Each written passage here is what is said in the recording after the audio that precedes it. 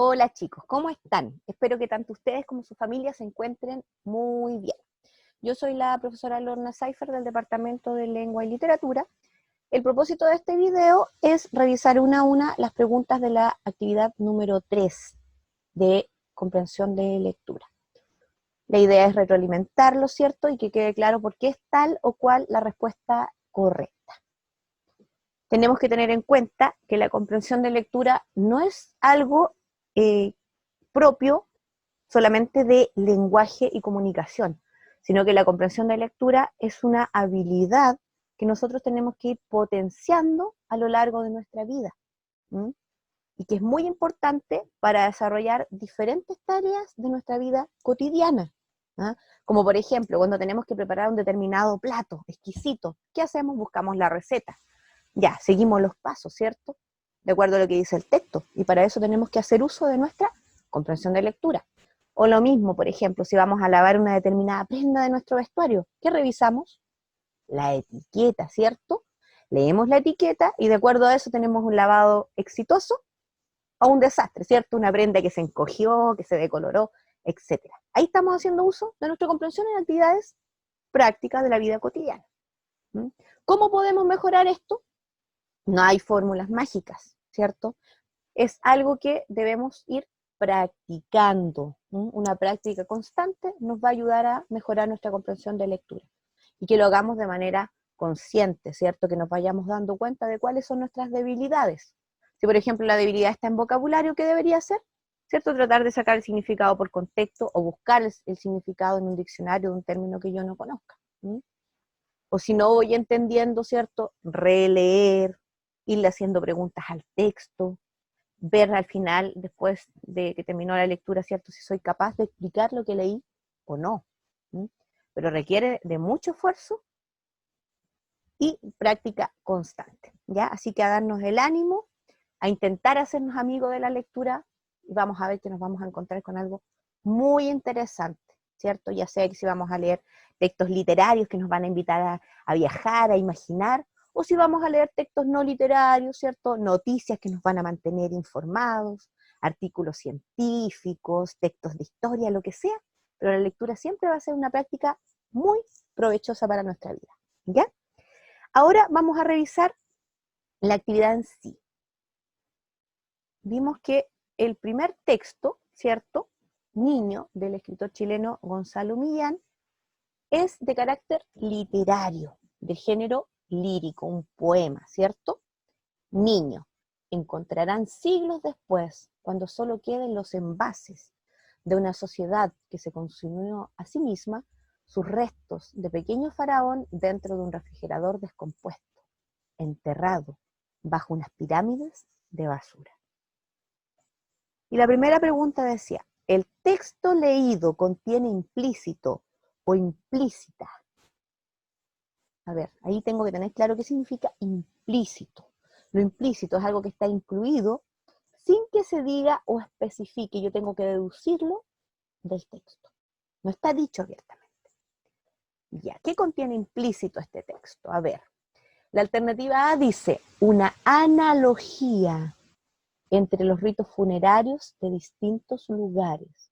Una analogía, una relación de semejanza entre ritos funerarios de distintos lugares. La B dice un contraste, una oposición entre una vieja sociedad de consumo y otra nueva más espiritual. La C dice una crítica al abuso infantil en la sociedad contemporánea. La D dice la paradoja de morir en un artefacto para conservar los alimentos. Una paradoja, un dicho hecho que parece contrario a la lógica.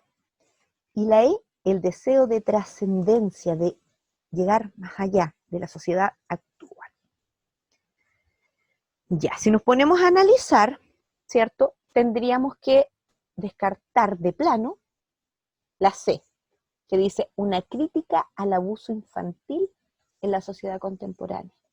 En ninguna parte del texto, ¿cierto? Se dice ni explícitamente, ni se puede deducir, ni está implícito, ¿cierto? El abuso infantil. Descartamos la C. Después dice, la paradoja de morir en un artefacto para conservar los alimentos. Si bien ahí dice, ¿cierto?, que habla de una sociedad que se consumió a sí misma, sus restos de pequeño faraón dentro de un refrigerador descompuesto, los restos de esta sociedad, ¿cierto?, dentro de un refrigerador descompuesto, pero no dice, no habla de la paradoja, ¿cierto?, de morir en un artefacto para conservar los alimentos. Entonces, descartada la C y la D. Después dice la E, el deseo de trascendencia de la sociedad actual. No habla que la sociedad actual trascienda. Habla de una sociedad, ¿cierto?, que se consume a sí misma y que se extingue y que solo quedan sus restos. Y que después hay una nueva. Entonces descartamos también la E. Nos quedaría la A y la B, que dice una analogía entre los ritos funerarios, dice la A. Analogía, una relación de semejanza entre ritos funerarios de distintos lugares. ¿Se habla de ritos de ceremonias funerarias? En ninguna parte. Entonces nos va quedando la B, que dice el contraste, ¿cierto? La oposición entre una vieja sociedad de consumo y otra nueva, más espiritual. Esta es la alternativa correcta. Se contrasta una vieja sociedad de consumo, dice, encontrarán siglos después, o sea, más adelante, cuando solo queden los envases de una sociedad que se consumió a sí misma, que se extinguió a sí misma, que encontrarán solamente sus restos, los restos de esa sociedad de consumo. Que más adelante va a haber una nueva, ¿cierto?, que va a ser de carácter más espiritual que esta, que se consumió a sí misma y que dejó, ¿cierto?, pirámides y de mucha basura. Entonces nos quedamos con la B, en la número 1. Seguimos avanzando y la pregunta número 2 dice, ¿a quién alude el poema en el primer verso? Alude. ¿Qué es lo que es aludir? Es referirse a una persona o cosa sin nombrarla. ¿A quién se refiere, cierto, el poema entonces, sin nombrarla, en el primer verso? Y sabemos que, ¿cierto?, cada línea del poema es un verso. Entonces tengo que fijarme en la primera línea. Y dice, encontrarán siglos después. O sea, encontrarán más adelante. Veamos a quién alude, a quién se refiere en el primer verso. El lector del texto, dice la A. La B dice, un niño enterrado dentro de un refrigerador. La C, los habitantes del futuro. La D, el receptor ficticio.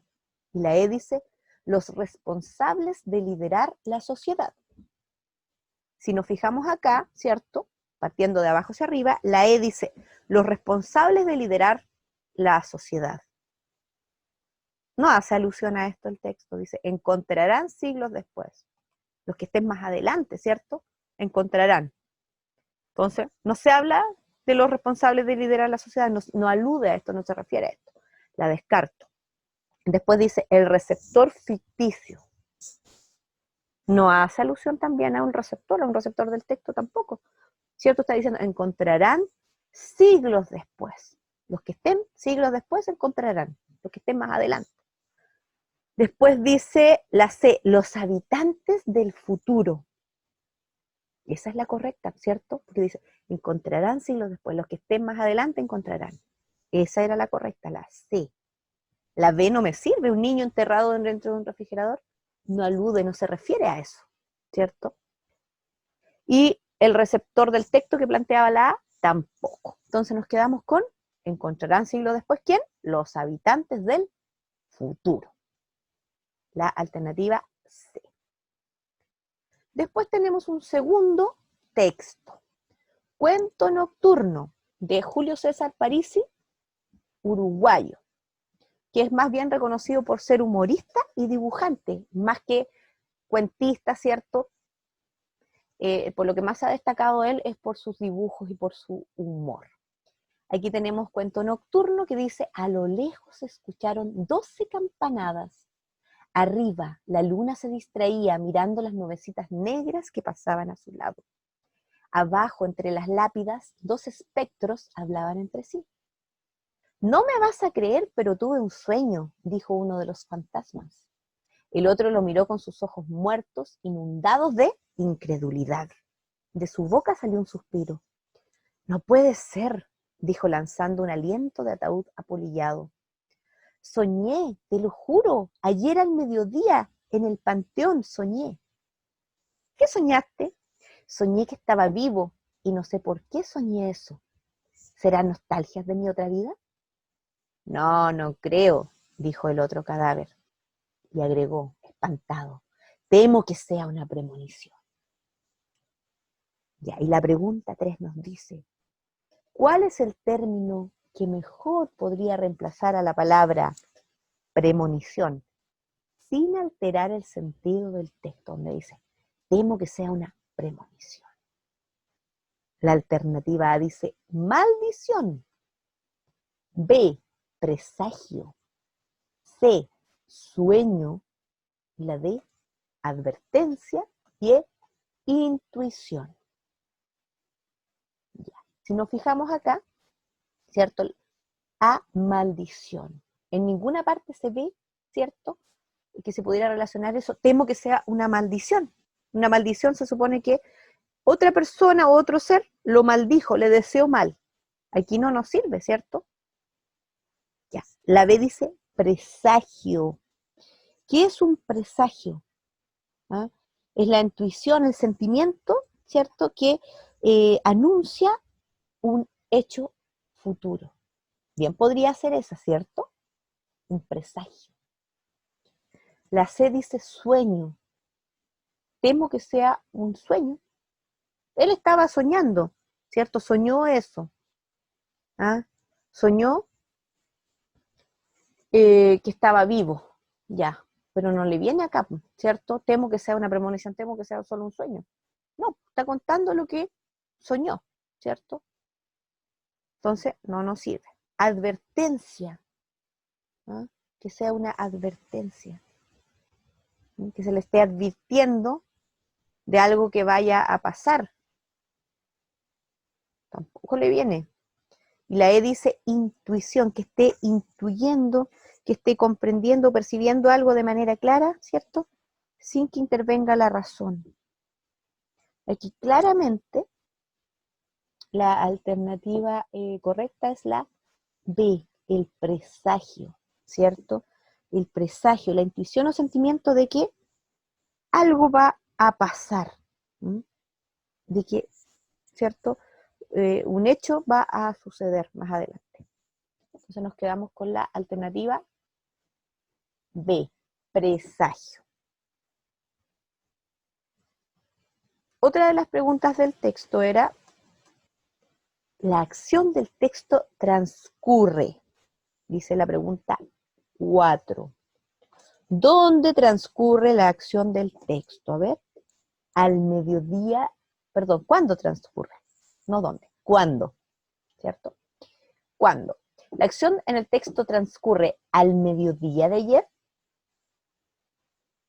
en un futuro indeterminado, en un momento de distracción de los espectros, a medianoche o al momento de despertarse los muertos. ¿En qué momento transcurre? Aquí estaba claramente, estaba explícito en el texto cuando sucedía la acción. Si nos fijamos, ¿cierto? Al inicio dice, a lo lejos se escucharon 12 campanadas, ya, 12 campanadas, las 12. Arriba la luna se distraía mirando las nubecitas negras que pasaban a su lado. Entonces tenemos 12 campanadas, ya, a las 12. Y si estaba la luna es porque es de noche. Entonces, ¿cuál es la alternativa correcta? La D, a medianoche, ¿cierto? La pregunta número 5, la especulación, la idea o pensamiento no fundamentado, ¿cierto?, formado sin atender a una base real, la especulación que el segundo espectro hace del significado del sueño de su compañero, apunta al concepto de cielo, purgatorio, reencarnación, Edén o limbo. Si nos fijamos aquí claramente, ¿cierto? El otro le dice, soñé que estaba vivo. No sé por qué soñé eso. ¿Serán nostalgias de mi pasado? O sea, de mi paz. Nostalgias, ¿cierto? De cuando yo estaba vivo, de mi otra vida. Y este segundo le dice, no creo. Temo que sea una premonición.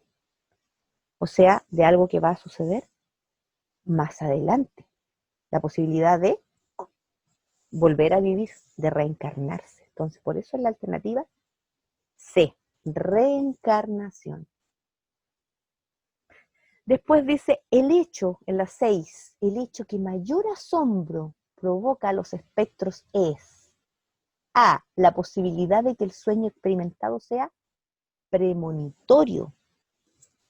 B, especulación acerca de la vida pasada del espectro que sueña. C, incertidumbre acerca de qué motivó el sueño del espectro. D, incredulidad de uno ante el relato de su par entre las lápidas. E, capacidad de soñar que uno de ellos manifiesta. El hecho que mayor asombro provoca a los espectros. A ver, si nos fijamos acá en el texto, dice, no me vas a creer, pero tuve un sueño, dijo uno de los fantasmas. El otro lo miró con sus ojos muertos, inundados de incredulidad. Estaba asombrado. No le podía creer lo que el otro le decía. De su boca salió un suspiro. No puede ser, dijo lanzando un aliento de ataúd apolillado. Soñé, te lo juro. Ayer el mediodía en el panteón soñé. ¿Ah? Entonces el hecho que mayor asombro provoca acá es la capacidad de soñar que uno de ellos manifiesta. Sería la alternativa E, la correcta. Y también dejamos como correcta a la alternativa A, la posibilidad de que el sueño experimentado sea premonitorio. Porque ahí si nos vamos a, no creo, dijo el otro cadáver y agregó espantado. Temo que sea una premonición. Entonces, consideramos la E, ¿cierto? Que es el hecho que mayor asombro provoca a los espectros, la capacidad de soñar que uno de ellos manifiesta. Y también consideramos que al hacer otro análisis del texto, ¿cierto? Podemos ver que la posibilidad de que el sueño experimentado sea una premonición también provocó espanto, ¿cierto? Cierto asombro, cierto susto en los espectros. ¿Ya? Así que si ustedes respondieron la A o la E, es considerada correcta. Tenemos que tener claro, ¿cierto?, que los textos literarios muchas veces se tornan un poquito ambiguos, ¿cierto? Porque dan pie a múltiples interpretaciones. En este caso nosotros dejamos dos alternativas como las correctas, ¿cierto? Dada la interpretación que podían ustedes darle al texto con respecto al asombro de estos espectros. Después, el mundo que presenta el relato es de tipo A, onírico, B, maravilloso, C, mítico, D, fantasmagórico y la E, cotidiano. A ver, si analizamos la A, dice onírico. Ya, lo onírico lo relacionamos con el mundo de los sueños, ¿cierto?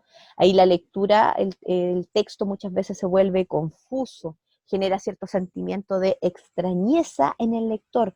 A veces no existe un orden, se altera mucho el orden de la narración, ya que los sueños no tienen lógica, ¿cierto? Ya. Los acontecimientos o sucesos muchas veces son complejos de entender. En este caso aquí no es mundo onírico, descartado. Ya, después dice B, maravilloso. Ya, el mundo maravilloso es aquel en que la naturaleza y los seres que habitan no se rigen por la lógica de nuestra realidad, ¿cierto? Hay magia, hay hechos sobrenaturales, incluso un poquito ilógicos. ¿Es esa o no? Esa es la correcta, maravilloso. La C no es mítico, ¿cierto? Porque aquí no hay personajes con características sobrenaturales como dioses, semidioses, héroes, ¿cierto? Ni se está intentando explicar el origen de algún fenómeno de la naturaleza, o el origen de un pueblo, el origen de algo no se explica, ¿cierto? Los mitos intentan explicar el origen de algo. Un mundo mítico explica el origen de algo y los personajes tienen poderes y capacidades sobrenaturales, ¿ya? Así que no es la C. Y la D dice fantasmagórico, el mundo literario fantasmagórico no existe, ¿ya? Lo fantasmagórico se relaciona con una ilusión de los sentidos, ¿ya? ¿Ya? O que tiene las características de una ilusión, ¿ya? Y ese como tal, el mundo fantasmagórico no existe. Y la E no podía ser cotidiano, ¿cierto? Porque lo cotidiano es lo más parecido a nuestra vida diaria, lo que nos podría suceder en el día a día. ¿Mm? Entonces descartada también. Nos quedamos con la B. Maravilloso, ¿cierto? Que es aquel en que la naturaleza, los seres que habitan, no se rigen por la lógica de nuestra realidad. Hay magia y hechos sobrenaturales e ilógicos. Tal como aquí, ¿cierto? Que tenemos dos fantasmas que están conversando y uno de ellos soñó. ¿Ya? Sí, nos quedamos con la B. El tercer texto que se nos presenta es el manifiesto del cantautor chileno Víctor Jara.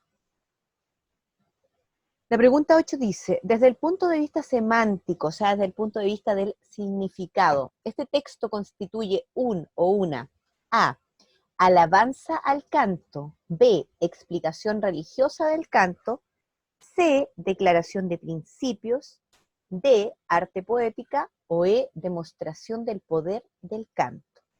Si nos vamos de abajo hacia arriba, la E dice demostración del poder del canto. De plano la descartamos porque en ningún momento se intenta demostrar el poder, el influjo, la potencia, la fuerza del canto. La D dice arte poética. Y arte poética, ¿cierto? Es una ciencia que tiene como objeto estudiar las artes y la literatura. Y aquí no se manifiesta, ¿cierto? El arte poética, el que se esté estudiando, en este caso, el arte del canto. Entonces también la descartamos. La C dice declaración de principios. ¿Mm? En una declaración de principios se define el objetivo, el contenido, la doctrina, los elementos más importantes de una organización. ¿Mm? Se definen los términos precisos, ¿cierto? La esencia, la motivación de algo. Y en este caso es eso lo que se está haciendo, ¿cierto? Se está mostrando la esencia, la motivación, en este caso del canto. ¿Mm? Y si nos vamos más allá analizando el título del texto que dice manifiesto, ese título, manifiesto, si nos vamos al significado de manifiesto, el manifiesto es una declaración pública de principios, ¿ya? Entonces nos quedamos con esa como la correcta, ¿ya? Descartando también la B, que dice explicación religiosa del canto. En ningún momento se tiende a explicar de una manera religiosa el canto, no se le vincula con creencias religiosas, ¿cierto? Ni con ninguna divinidad. Y tampoco se ve la alabanza al canto, el reconocimiento de los méritos, de las cualidades, ¿cierto? Mediante expresiones favorables. No se busca el reconocer, el ensalzar, sino que más bien se hace una declaración de principios. Se ve la esencia, la motivación, en este caso de canto. La 9 dice, se concluye del texto que el requisito esencial para que el canto perdure es A, la razón, B, el valor, C, el sentido, D, la voz del cantor, o E, el corazón. Ya. Y nos vamos a acá donde dice que el canto tiene sentido cuando palpita en las venas del que morirá cantando las verdades verdaderas. No las lisonjas fugaces ni las famas extranjeras, sino el canto de una lonja hasta el fondo de la tierra. El canto tiene sentido cuando palpita en las venas ¿de quién? Del que morirá cantando, o sea, del cantor. Nos quedamos con la D como la correcta. En la número 10, de acuerdo al contenido del texto, es posible afirmar que el canto no es un fin en sí mismo. un vehículo transmisor de ideas, un alivio de glorias y penas, un camino al cielo o un portador de sentido. Que el canto no es. ¿Mm? Y aquí vemos que el canto sí es un portador de sentido, sí es un camino, sí es un alivio de glorias y penas, sí es un vehículo transmisor de ideas, pero que no es un fin en sí mismo, porque no se canta por cantar, sino por transmitir más allá que eso. Entonces la correcta, la que no es la A, un fin en sí mismo. La número 11. ¿Qué término reemplazaría a la palabra razón? Razón en el texto. Ahí dice la alternativa A, sentimiento, B, idealización, C, inteligibilidad, D, veracidad o E, motivo. Ya, la A dice sentimiento, el sentir, la emoción. ¿Dónde está razón? A ver, dice, yo no canto por cantar ni por tener buena voz, canto porque la guitarra tiene sentido y razón, un algo, un porqué. Entonces no me sirve sentimiento. Idealización tampoco me sirve, ¿cierto? Porque no se está considerando ni representando una persona o una cosa como un modelo de perfección irreal. Tampoco me sirve. Inteligibilidad, que es la cualidad inteligible, ¿ah? Algo que puede ser entendido o comprendido, tampoco sirve. La D dice veracidad, condición de veraz, verdadero. Y la E dice motivo. Si nos vamos al significado de la palabra razón, ¿cierto? Una de sus tantas acepciones tiene relación con motivo, con causa, con un porqué. ¿Mm? Entonces nos quedamos con la E, motivo, en la número 11. En la número 12 dice la palabra lisonjas, ¿cierto? Tenemos la palabra lisonjas destacada. ¿Cuál podría sustituirla en el texto conservando el sentido? La A dice mentiras, la B dice adulaciones, la C mendacidades, la D embustes, la E alabanzas. Ya. Si consideramos el significado de lisonjas, la lisonja es una alabanza exagerada, ya, y generalmente interesada que se le hace a una persona para conseguir un favor, ¿cierto? O ganar su voluntad. Ya, en el texto dice que el canto tiene sentido cuando palpitan las venas del que morirá cantando las verdades verdaderas, no las lisonjas fugaces, o sea, no las alabanzas exageradas e interesadas, ¿cierto? Entonces, si vemos acá, mentiras no me sirve, ¿ya? Porque aquí hablamos de alabanza exagerada para conseguir algo. La B dice adulaciones, si nos fijamos, ¿cierto? Y sabemos el significado de la palabra adulación, tiene exactamente el mismo que lisonja. Es un halago, una salamería exagerada para conseguir algo o ganarse el favor de alguien. Y esa sería la correcta. Porque la C dice mendacidades y mendacidades tienen relación con mentiras, es lo mismo. Embustes también significa mentiras, ¿cierto? En especial las mentiras que son muy grandes o evidentes. Y no podría ser alabanza porque la alabanza es reconocer los méritos o las cualidades de una persona mediante expresiones o discursos favorables. Entonces nos quedamos como adulación para sustituir a lisonjas, con la palabra adulación para sustituir a lisonjas. El texto número 4 es un instructivo de seguridad ante emergencias. Texto de carácter no literario, ¿cierto? Que dice cómo hacer algo, ¿cierto? Un instructivo.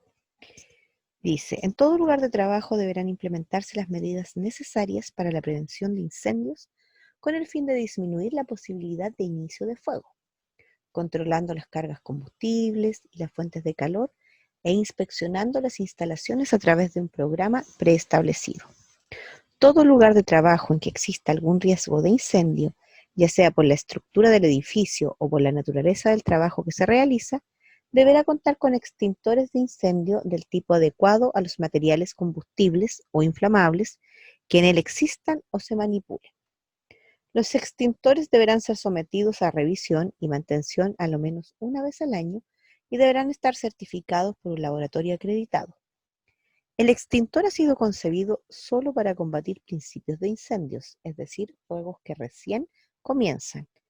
Estos están conformados de lo siguiente: manómetro, palanca de activación, manguera, manija de transporte, presurizador, agente extintor, recipiente, base. Los extintores deben estar ubicados en lugares de fácil acceso y claramente identificados, libres de todo obstáculo. Se colocarán a una altura máxima de 1,30 m, medidos desde el suelo hasta la base del extintor. Los extintores ubicados en la intemperie deberán colocarse en un nicho o gabinete que los proteja de cambios ambientales y que permita su retiro expedito. La pregunta 13 dice: ¿cuál es el propósito comunicativo del texto anterior? La alternativa A dice: regular las medidas de seguridad en los lugares de trabajo para la prevención de incendios. B, imponer los resguardos necesarios para proteger a los trabajadores de zonas de alto riesgo. La C dice: proponer medidas de seguridad que favorezcan el combate de focos de incendio en lugares de trabajo. D, incentivar la adquisición por parte de las empresas de diferentes tipos de extintores según su nivel de riesgo. Y la E, enseñar el uso adecuado de los extintores según su capacidad y el tipo de material inflamable. Si analizamos de abajo hacia arriba, ¿cierto? En ningún caso podría tratarse de la E, enseñar el uso adecuado de los extintores según su capacidad y el tipo de material inflamable, ¿cierto? No se menciona. La D dice: incentivar la adquisición por parte de las empresas de diferentes tipos de extintores. No se habla de los diferentes tipos de extintores según su nivel de riesgo. Descartada. La C dice: proponer medidas de seguridad que favorezcan el combate de focos de incendio en lugares de trabajo. También descartada. Después dice: imponer los resguardos necesarios para proteger a los trabajadores de zonas de alto riesgo. No se refiere únicamente a zonas de alto riesgo, ¿cierto? Ni busca imponer resguardos para proteger a los trabajadores de esta zona. Sino que el propósito del texto es regular las medidas de seguridad de los lugares de trabajo para la prevención de incendios, la alternativa a la correcta. Después la pregunta 14 dice: respecto a la prevención de incendios, ¿cuál de las siguientes alternativas es falsa? ¿Cuál es la que no corresponde? Ya, la alternativa dice: en los lugares de trabajo se debe prevenir el inicio de fuego controlando las fuentes de calor y combustibles. Ya, eso aparece mencionado en el texto, ¿cierto? Estamos buscando la falsa. Y esta correspondería a una verdadera, así que la descartamos. Después dice: los extintores deben ser adecuados al tipo de material combustible e inflamable que exista en el lugar. Descartada también. Después dice la C: solo los lugares que tengan riesgo de incendio deberán tomar medidas para su prevención. La D dice: en todos los lugares de trabajo deben ser consideradas las medidas necesarias para prevenir los incendios. La E, debe existir un programa preestablecido que regule la inspección de las instalaciones del lugar de trabajo. Nos fijamos acá, ¿cierto? Todas esas son verdaderas, excepto la C, que dice que solo los lugares que tengan riesgo de incendio deberán tomar medidas para su prevención. En realidad, ¿cierto? Es falsa porque todos los lugares, dice ahí, que en todos los lugares de trabajo tienen que implementarse medidas para prevenir incendios. Lo dice al inicio. Entonces la C sería la falsa. Y la 15 dice: del párrafo 4 se infiere que los extintores A, no son realmente útiles para evitar los incendios. B, tienen diferentes funciones según el tipo de fuego. C, son herramientas de alta complejidad. D, deben ser utilizados siempre que estén en condiciones. O E, usados oportunamente, evitan la propagación de los incendios.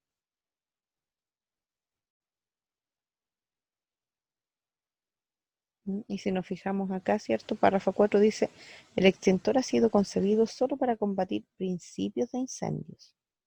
es decir, fuegos que recién comienzan.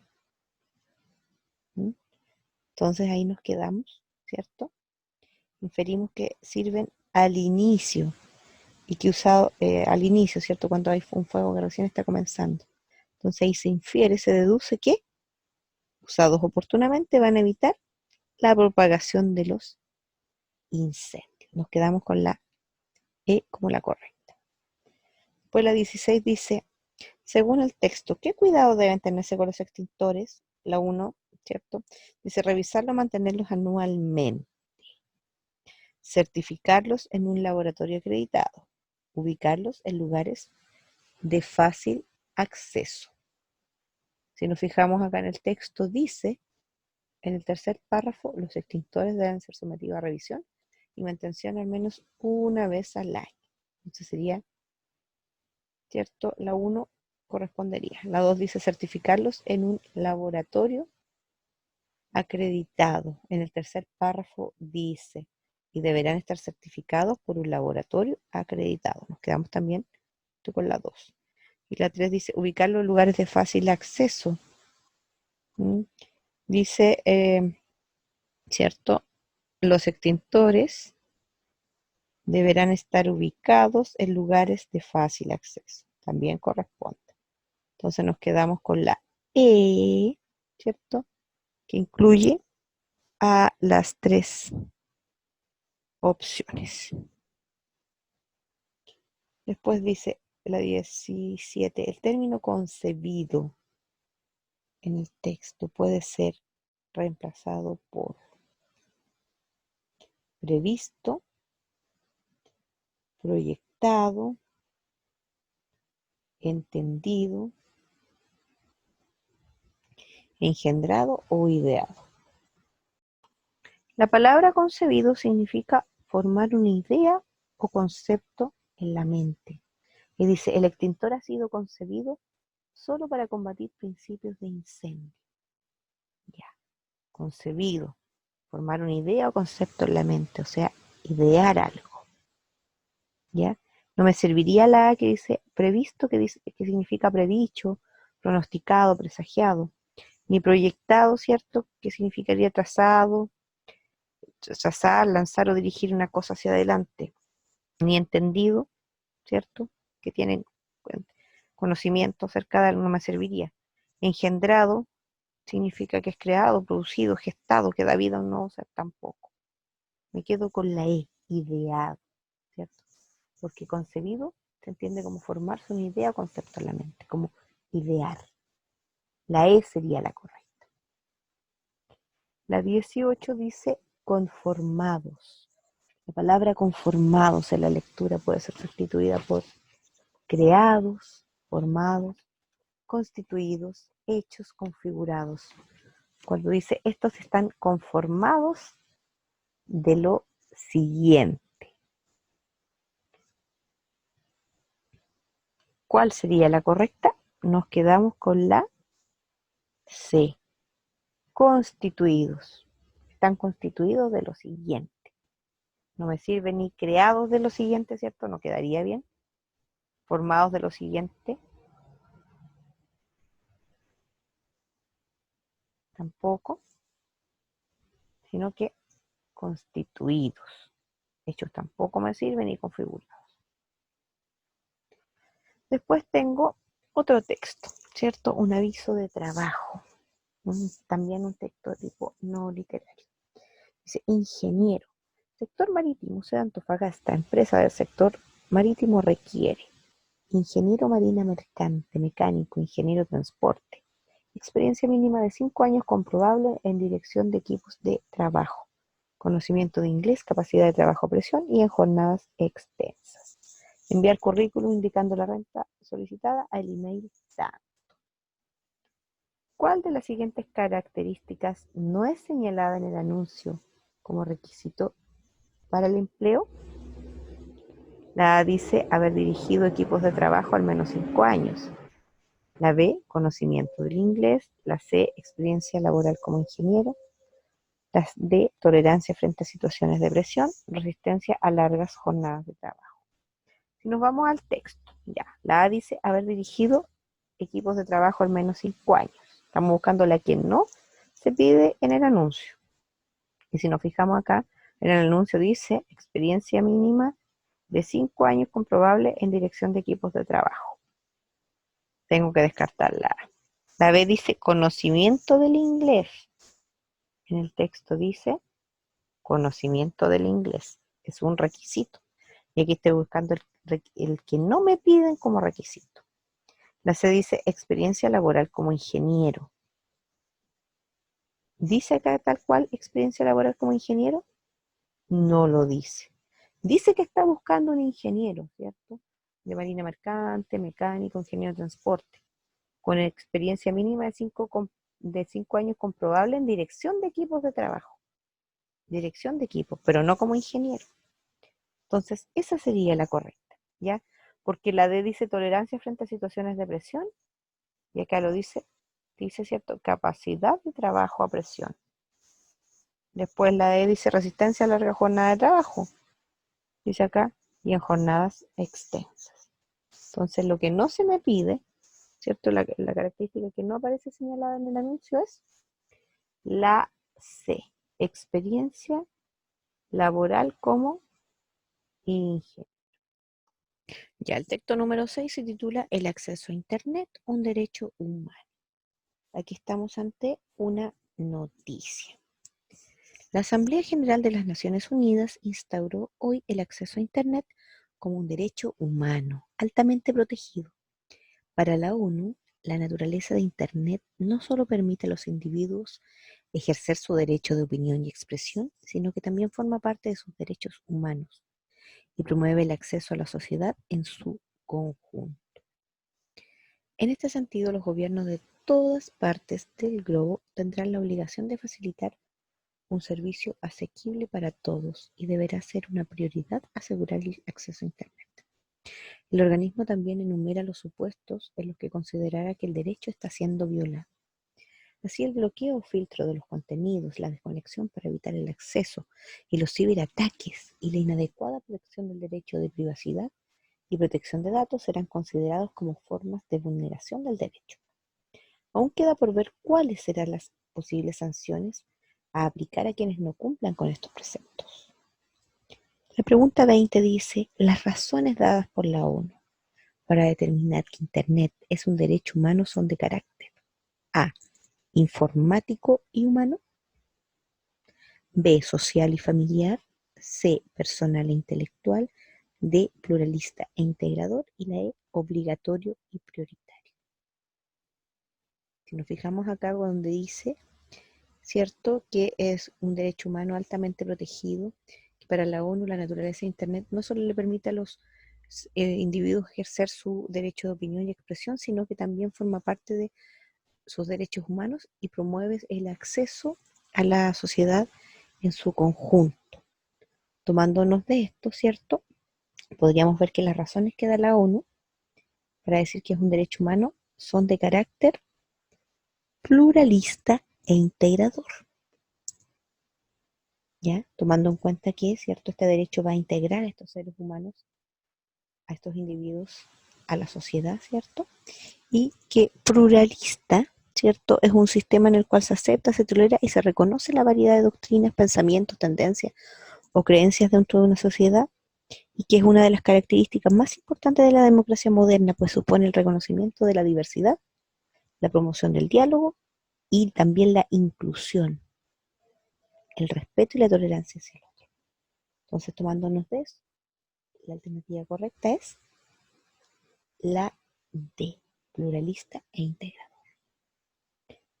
En la 21 dice, se desprende del párrafo 4. ¿Qué dice el párrafo 4? Aún queda por ver cuáles son las posibles sanciones a aplicar a quienes no cumplan con estos preceptos. Aún queda por ver. Entonces se desprende del párrafo 4 que A, hay una aprobación global de la medida adoptada. Descartado. No podemos desprender o deducir eso del párrafo 4. La B dice, todavía hay detalles para afinar respecto al tema. Si dice, aún queda por ver, ¿cierto?, ¿cuáles serán las sanciones? Es porque aún quedan detalles. Entonces nos quedaríamos con la B, porque la C dice los gobernantes seguirán al pie de la letra lo establecido. No dice eso, ¿cierto? Dice, aún queda por ver cuáles serán las posibles sanciones. La D dice, filtrar contenidos es una violación de derechos humanos señalado. No hay relación con esto en el párrafo 4. Ni tampoco que los gobiernos asegurarán el acceso a Internet, ¿cierto? La clave es, aún queda por ver. Entonces ahí decimos, aún hay detalles por afinar respecto del tema. Nos quedamos con la B. La palabra preceptos, en la 23, puede ser reemplazada en la lectura por. A ver, si consideramos que precepto es una orden, un mandato impuesto o establecido por una autoridad, ¿por cuál la podríamos reemplazar en el texto cuando dice, aún queda por ver cuáles serán las posibles sanciones a quienes no cumplan con estos preceptos, con estos mandatos, con esta orden? Descartaríamos de plano derecho, ¿cierto? Normas, dice la B. Estas normas, estas reglas, ¿cierto? Establecidas. Bien podría venirle la B, ¿cierto? Argumentos en ningún caso, indicaciones no, ¿cierto? Porque como dijimos, los preceptos son órdenes o mandatos impuestos o establecidos por una autoridad. No son indicaciones, ni tampoco son recomendaciones. Entonces nos quedamos con la letra B, normas. Ahora tenemos una narración. El siguiente texto, ¿cierto? Y último.